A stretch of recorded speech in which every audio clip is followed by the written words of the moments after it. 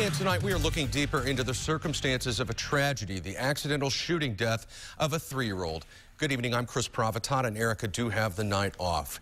The shooting occurred Saturday night, as we've been reporting, in a home on the city's far northeast side. Our TV6 reporter Jack Reinhardt has been following the case for us throughout the day, and he joins us live from our newsroom with the newest information in this case. Jack?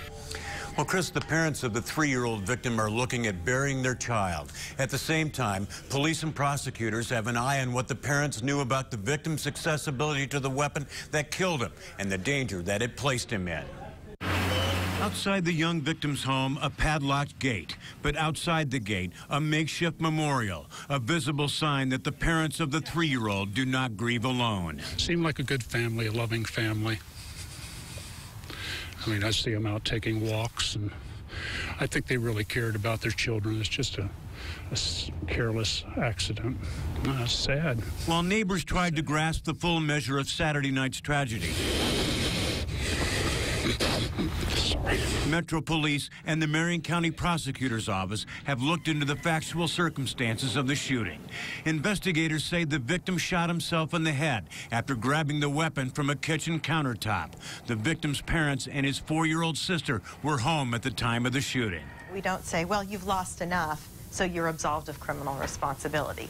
The reality is that the law doesn't just exist as a deterrent to this parent and as a punishment to a parent who might have engaged in behavior that was dangerous, but also as a strong sign to the community that there's some behavior that simply isn't tolerable. A federal study of unintentional shootings found that 8% of deaths by firearms resulted from shots fired by children under the age of 6. Guy Relford, an attorney, author, and an NRA certified firearms instructor, say that parents with children and firearms in the home need to lock their weapons away. But I got to believe the likelihood of an accidental injury is higher. And so when we say you have to balance security versus accessibility, security has to win.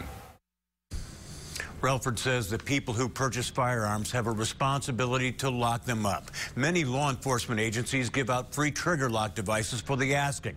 The prosecutor's office isn't expected to make a charging decision in this case until after the victim's funeral. Live in the newsroom, Jack Reinhardt, RTV6. Okay, Jack.